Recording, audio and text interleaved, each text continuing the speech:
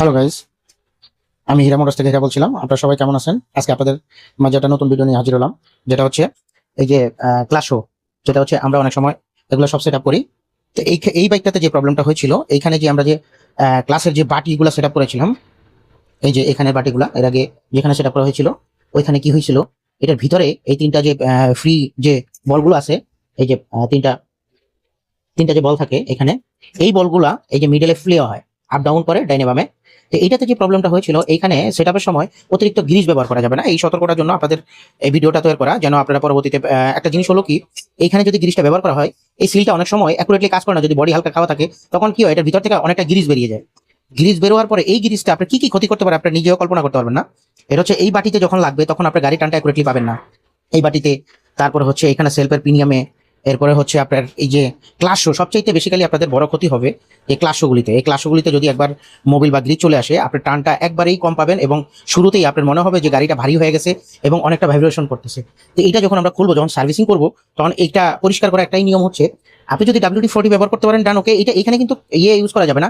এখানে হচ্ছে জিরো সাইজের শিষ্কার দিয়ে ঘষে এটা সার্ভিস সেল দিয়ে পরিষ্কার করতে হবে। তাহলে আপনার এখানে যে আপনার যে মোবিল এবং হচ্ছে বা কেরোসিন যদি লেগে থাকে, তাইলে আপনার বা আপনার যদি গ্রিজ লেগে থাকে, তাইলে আপনার এই জিনিসটা উঠে যাবে। আমরা কখনো পেট্রোল দিয়ে পরিষ্কার করা যাবে। পেট্রোল দিয়ে পরিষ্কার করলে কি হবে, একবার যদি পেট্রোল এই ফাইবারের মধ্যে ঢুকে যায়, তাহলে আপনার কি হবে, এই ফাইবারটা অ্যাকুরেটলি আগের মতো সার্ভিস দেবে না।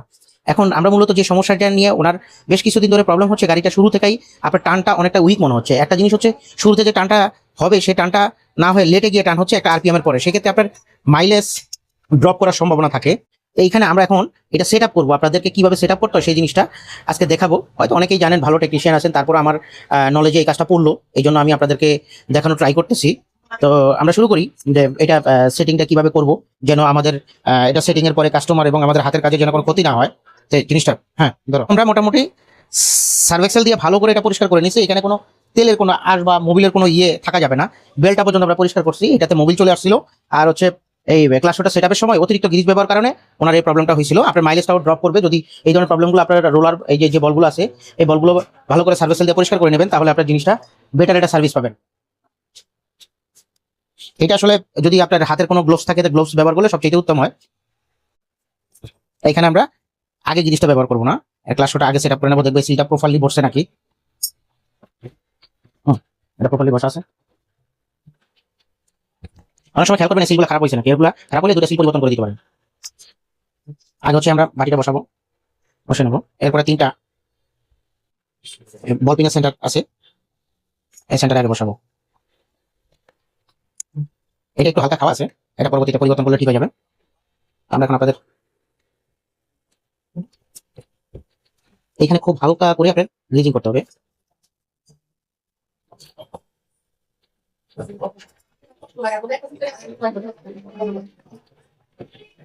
এখানে অতিরিক্ত ওভার গ্রিজ করা যাবে না। অতিরিক্ত গ্রিজ ব্যবহার করলে এটা অতিরিক্ত গরম, এটা তো গরম হয়, যখন চলবে দেখবেন এটা গরম হবে। গরম হলে তখন হচ্ছে এটা পাতলা হয়ে যাবে, পাতলা হয়ে গিয়ে তখন আপনার এই বেল্টের ক্ষতিটা করে ফেলবে। গ্রিজ করা শেষ, এখন আমাদের হাতে কোনো গ্রিজ রাখা যাবে না, এটা অবশ্যই গ্রিজ ব্যবহার করলে ভালো হয়।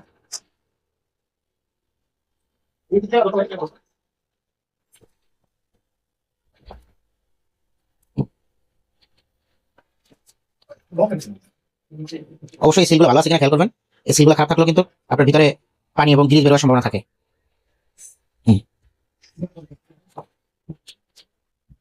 এখানে হচ্ছে এটা পুলিটা হচ্ছে ছোট হবে বড় হবে, আপ ডাউন করবে ডাইনে বামে।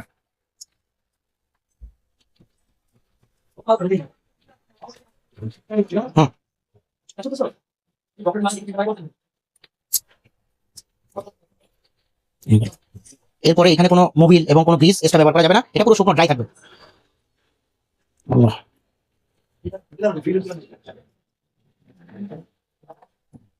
আমরা দেখেন এটাকে খুব সুন্দর করে পরিষ্কার করে নিয়েছি। এখানে কোনো তেলের বা কোনো জিনিসের নেই, এই জায়গাগুলো কিন্তু শুকনো থাকবে। এখানে কোনো গ্রিজ এবং মোবিল ব্যবহার করা যাবে না। বিলাল মেশিনটা লো তো।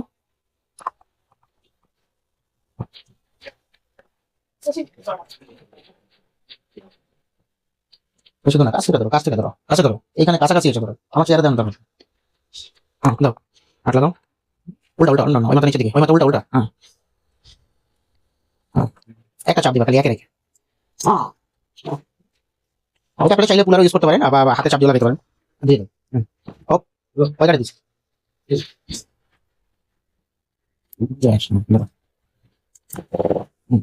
না সরি বলে। আচ্ছা, আমাদের এই মেন সেটআপটা কমপ্লিট। এখন হচ্ছে আমরা রোলার বলটা এটা সেটআপ করবো। এখানে খুব হালকা করে একটু গ্রিজ ব্যবহার করতে হবে, খুব সামান্য পরিমাণে। এই গ্রিজটা ব্যবহার করার পরে ওই পাশ থেকে আপনার গোটা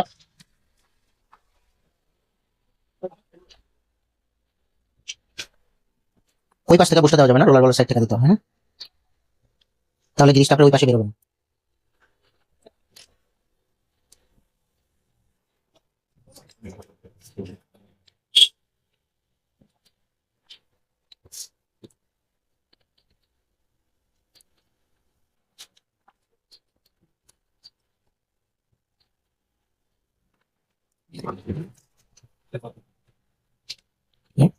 দেখেন এই জায়গাটা গ্রিজটা যদি হালকা এসে থাকে এটা সম্পূর্ণ, এর বেশি আসবে না। তবে এখানে গ্রিজ খুব সামান্য পরিমাণে ব্যবহার করতে হবে, খুব সামান্য, যেটা যেন এটা বেল্টে যেন না আসতে পারে। আসো মাথা এটা দিও তো।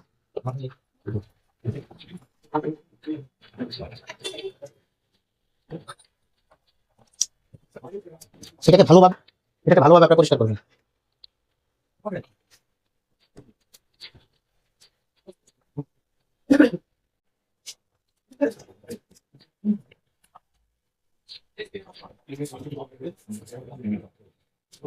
হালকা এখানটাতে একটু গ্রিজ ব্যবহার করতে হবে,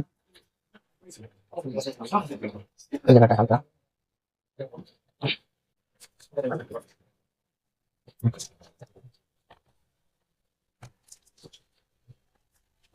এখানে হচ্ছে আমরা খুব বেশি সতর্ক অবলম্বন করতে হবে, কোনো তেলের ছাপ লাগা যাবে না।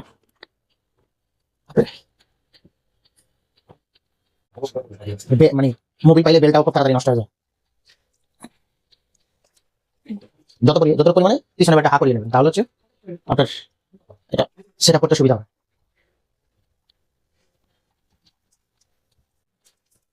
এটা না আগে এই অবস্থায় হবে, এই পেজটা খুব সাবধানে টাইট করতে হবে। আর অবশ্যই খেয়াল করতে হবে পুলিটার ভিতরে কোনো মোবিলের ছাপটা আছে না। গান মেশিন দেখো,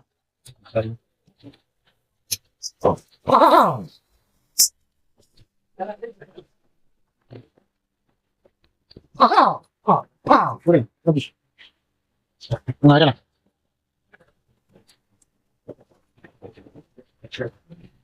এটা 30 নাম্বার গুটি।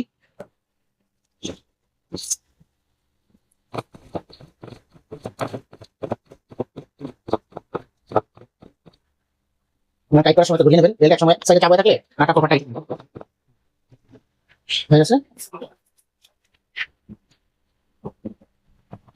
আর হচ্ছে ট্রান্সফারটা হচ্ছে উল্টা প্যাচ, এখানেটা হচ্ছে বাঁ প্যাচ।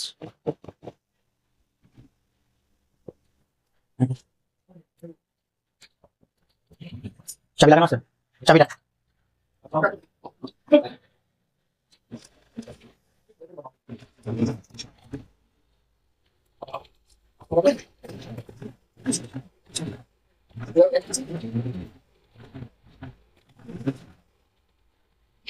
ওকে এই দিয়ে দাও। ভিডিওটা যদি আপনারা দেখে উপকৃত হন তাহলে লাইক এবং শেয়ার করে দেবেন। ভালো থাকবেন।